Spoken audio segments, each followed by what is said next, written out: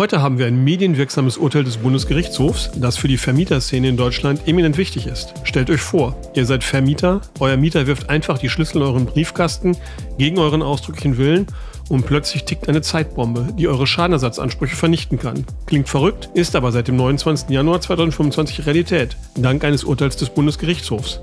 In den nächsten Minuten nehmen wir euch mit und erklären, warum ein simpler Schlüsseleinwurf zum rechtlichen Albtraum werden kann und was das für euch als Vermieter oder Mieter bedeutet. Bleibt dran, nach dem Intro geht es weiter. Willkommen zu Law & Talk, praxisnahe Rechtstipps vom Anwalt und aktuelle Rechtsprechung. Ich bin Rechtsanwalt Igor Posikow und neben mir sitzt mein Kollege Rechtsanwalt Michael Kehren. In der heutigen Episode geht es um das Thema die Verjährungsfalle durch Schlüsselrückgabe im Mietrecht. Michael, bevor wir in die Details des Falls eintauchen, kannst du uns erst einmal erklären, was es mit dem Paragraphen 548 BGB auf sich hat? Für unsere Hörer, die jetzt nicht jeden Tag im Gesetzbuch blättern, wäre das sicherlich ganz interessant.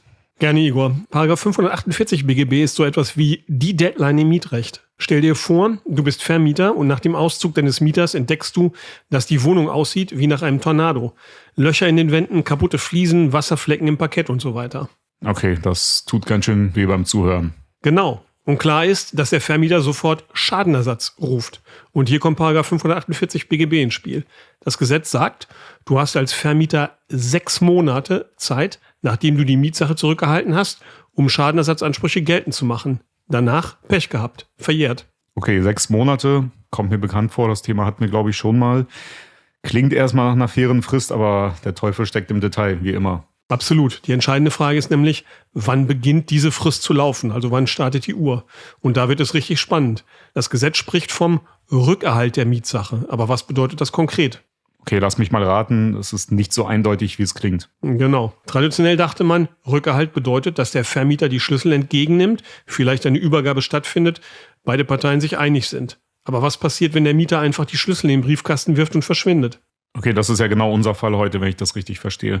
Aber bevor wir da hinkommen, erklär uns doch bitte einmal Folgendes. Warum gibt es überhaupt diese kurze Verjährungsfrist? Ich meine, 6 Monate sind im Vergleich zu den üblichen Verjährungsfristen, die wir zum Beispiel von 3 Jahren kennen, für andere Ansprüche sehr kurz. Ja, guter Einwurf. Der Gesetzgeber wollte mit dieser kurzen Frist Rechtssicherheit schaffen. Stell dir vor, du bist Mieter und ziehst aus. Ohne diese Regelung könnte der Vermieter theoretisch 3 Jahre lang mit Schadenersatzforderungen um die Ecke kommen. Das wäre sozusagen unfair. Du könntest ja gar nicht mehr beweisen, dass der Schaden schon vorher da war oder wie er entstanden ist. Ja, klingt absolut sinnvoll. Also eine Art Frieden nach 6 Monaten, ja, in Anführungsstrichen.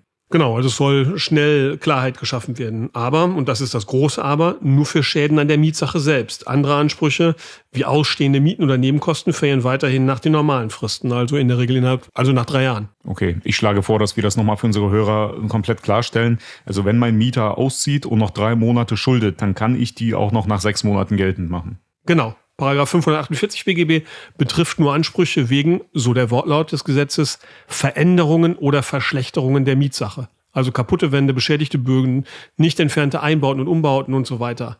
Mietzahlungen sind davon nicht betroffen. Okay, das ist wichtig zu wissen, aber jetzt wird's richtig interessant. Also was passiert, wenn der Mieter die Schlüssel einfach in den Briefkasten wirft, obwohl der Vermieter die Schlüssel gar nicht haben will? Zum Beispiel, weil er wegen der Schäden die Mietsache noch gar nicht zurücknehmen will. Ja, jetzt kommen wir zum Herzstück unserer heutigen Folge. Stell dir vor, du bist gewerblicher Vermieter, hast eine schöne Halle mit Büro und Stellplätzen vermietet, alles läuft gut. Bis der Mieter im März 2020 kündigt, richtig? Richtig. Hier kommt der erste Twist. Der Mieter übersieht die Kündigungsfrist. Statt zum gewünschten 17. Juni 2020 endet das Mietverhältnis erst am 4. Juni 2021. Okay, das ist ein ganzes Jahr später, das ist dann ja ziemlich teuer für den Mieter. Sehr teuer. Aber unser Mieter denkt sich hier wohl, ach was soll's, ich ziehe trotzdem aus. Und was macht er am 31. Dezember? Silvester, alle feiern und er wirft die Schlüssel in den Briefkasten des Vermieters. Okay, Silvesterüberraschung der besonderen Art. Wie hat denn der Vermieter jetzt darauf reagiert? Ja, der war natürlich alles andere als begeistert und hat schon am 7. Januar einen Brief geschrieben, in dem er klargestellt hat, dass die Rückgabe der Schlüssel ausdrücklich gegen seinen Willen erfolgt ist und er nicht empfangsbereit ist. Ja, es steht ausdrücklich drin, ich bin nicht empfangsbereit und die Rückgabe der Schlüssel erfolgt gegen meinen Willen. Quasi also, ich will eure Schlüssel nicht. Okay, hat er sie jetzt trotzdem behalten oder nicht? Genau, das ist der Knackpunkt des Falls. Er hat sie nicht zurückgegeben. Und dann passiert monatelang nichts. Bis im Juni 2021, also ein halbes Jahr später, der Vermieter plötzlich Schäden entdeckt und 30.000 Euro Schadenersatz fordert. Okay, 30.000 Euro, das ist schon eine Menge. Was war denn alles kaputt? Kann ich dir nicht genau sagen, weil das Urteil nicht ins Detail geht, aber bei gewerblichen Objekten kann schnell viel zusammenkommen. Beschädigte Böden, Wände, Installationen, Elektroinstallationen, ja. Aber hier kommt der Clou. Der Mieter sagt einfach, tut mir leid, aber das ist verjährt. Und das, weil 6 Monate seit dem Schlüsseleinwurf einfach abgelaufen sind. Ja. Exakt. Und jetzt stell dir die Situation vor. Du bist Vermieter, hast ausdrücklich gesagt, ich will die Schlüssel nicht und trotzdem soll die Verjährung laufen. Das klingt erstmal unfair, oder? Absolut, aber wenn ich sage, ich nehme das nicht an, dann nehme ich das auch nicht an. Das ist doch logisch, oder? Das dachte der Vermieter auch. Aber der Bundesgerichtshof sieht das anders. Und das ist der Grund, warum dieses Urteil den Begriff Verjährungsfalle in unserem Titel für die heutige Folge rechtfertigt. Okay, bevor wir zur Entscheidung kommen, lass uns noch einmal die Situation zusammenfassen. Wir haben einen Mieter, der eigentlich noch ein halbes Jahr im Mietvertrag drinsteckt, der aber trotzdem auszieht. Er wirft die Schlüssel in den Briefkasten, der Vermieter sagt, will ich aber nicht, behält die Schlüssel aber ein. Und dann, Monate später, will er Schadenersatz. Habe ich das richtig zusammengefasst? Perfekt zusammengefasst. Und genau diese Konstellation hat der Bundesgerichtshof im Januar entschieden. Mit Folgen, die die gesamte Vermieterbranche aufhorchen lassen. Okay, jetzt bin ich sehr gespannt. Was hat der BGH denn dazu gesagt? Naja, halte ich fest. Der BGH hat gesagt, die Schadenersatzansprüche sind verjährt, obwohl der Vermieter die Annahme verweigert hat. Okay. Klingt jetzt seltsam, aber wenn ich etwas nicht annehme, dann nehme ich es nicht an. Punkt, oder?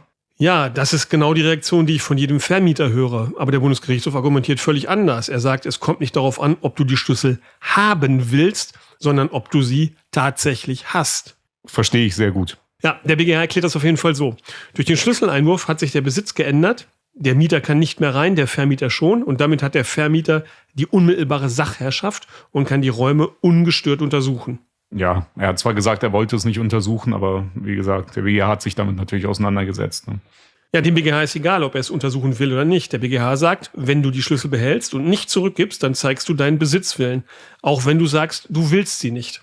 Okay, jetzt also ganz blöd gefragt, der Vermieter kann dann gar nicht verhindern, dass die Verjährung läuft, oder? Theoretisch schon. Und zwar, wenn du als Vermieter die Schlüssel sofort an den Mieter zurückgibst. Aber mal ganz ehrlich, welcher Vermieter macht das? Du willst doch wissen, was mit deinem Eigentum passiert ist. Genau, und was ist, wenn der Mieter dann einfach verschwindet? Dann hast du ein Problem. Der Bundesgerichtshof sagt nämlich auch, ein Vermieter ist nicht verpflichtet, Schlüssel auf Zuruf anzunehmen. Aber wenn er sie einmal hat, dann tickt die Uhr trotzdem.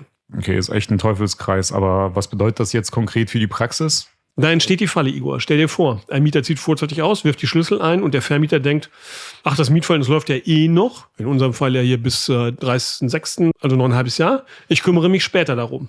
6 Monate später gilt dann, alle Schadenersatzansprüche sind weg. Okay, ist denn sowas im Sinne des Gesetzgebers? Ja, nach Auffassung des Bundesgerichtshofs ja. Das Gericht argumentiert, dass der Vermieter dadurch nicht unbillig benachteiligt wird. Der Vermieter muss schnell handeln. Okay, und das würde dann bedeuten? Sobald du als Vermieter die Schlüssel im Briefkasten hast und findest, musst du sofort die Räume inspizieren und alle Schäden dokumentieren. Keine Aufschieberitis mehr. Okay, was ist mit den anderen Ansprüchen? Die hatten wir ja vorhin kurz angesprochen, also Miete, Nebenkosten und so weiter. Wie gesagt, die bleiben davon unberührt. Das betont der Bundesgerichtshof auch extra. Nur die Ansprüche wegen Schäden an der Mietsache verjähren nach 6 Monaten.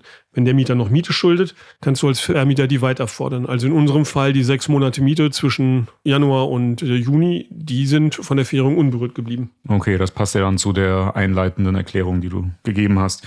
Hältst du denn das Urteil vom BGH für gerecht? Ja. Der BGH schafft damit Rechtssicherheit. Ja?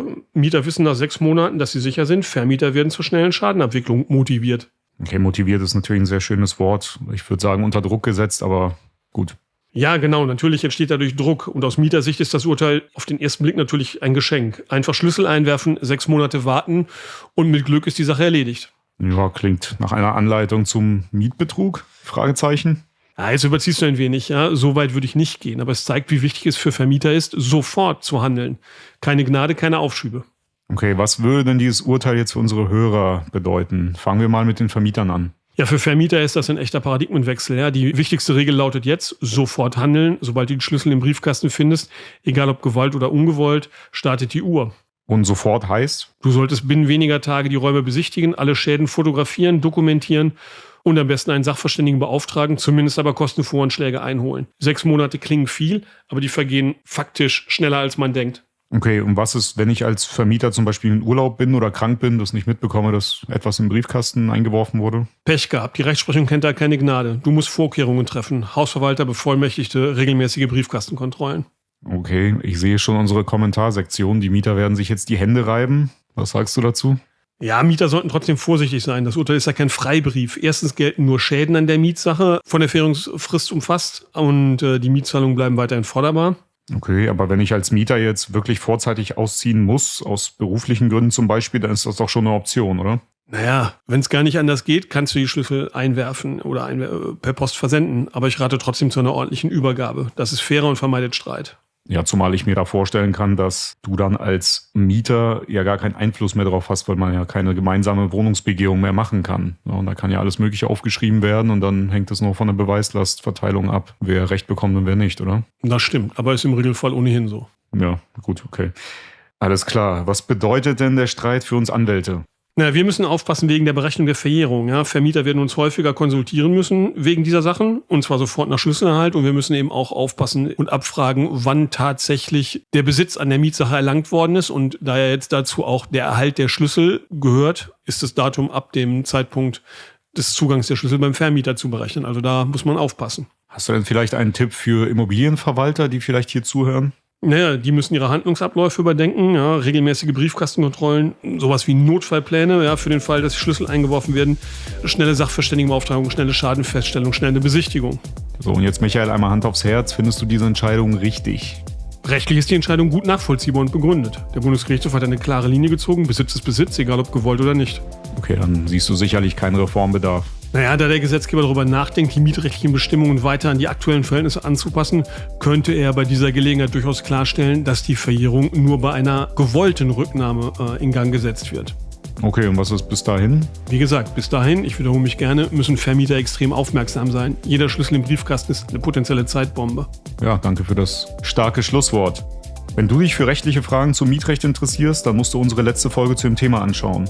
Wir danken fürs Zuschauen, wir sehen uns in der nächsten Folge. Bis gleich.